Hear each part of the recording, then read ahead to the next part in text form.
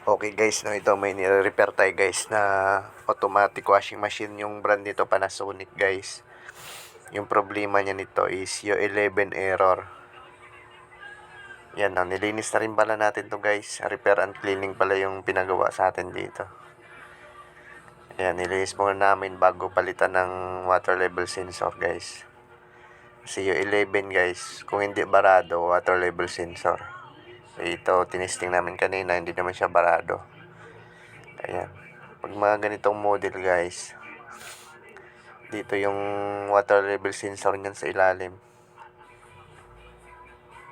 Medyo mahirap lang ito tanggalin at saka ibalik guys. Dapat yan. Yan. Pagtanggal yun ng screw, pwede hila lang yan. Pero dahan-dahan lang kasi nakakonect pa yung mga wiring niyan papunta dun sa mainboard niya. Yan. Kaya dukutin lang natin yung water level sensor niya guys.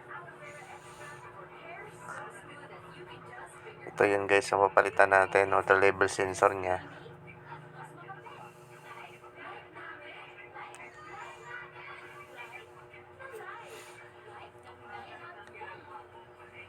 Yan, chinek na rin natin yung pinaka bump switch niya. Kasi napansin natin dyan may mga ngat-ngat ng daga yung mga wiring. Kaya yan, pinalutan na rin natin yan yung mga wiring niya. Yan, papalitan natin guys. Yung pinlit natin guys, ito yung universal siya guys. Universal. Kasi yung mga replacement yan guys, wala, mahuhuna na. Itong pinalit natin, yung malaki siya konti dun sa pinaka-original niya.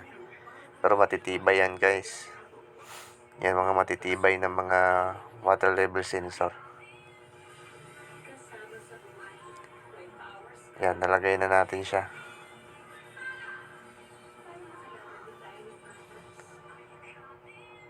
Yan, ibalik na natin guys.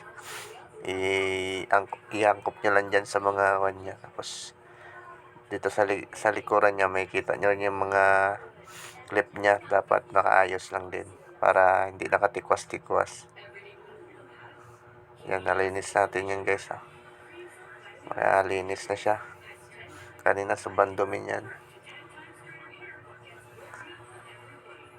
Yan, pati yung drum niya guys, yung stainless niya na drum, okay na rin. Nalinis na siya. Yan, okay na guys. Tinisting na natin sa spin. Yan, okay na guys. Tumalo na agad siya sa number 10. Ibig sabihin, okay na, hindi na mag-11 yan. Okay, maraming salamat sa panonood.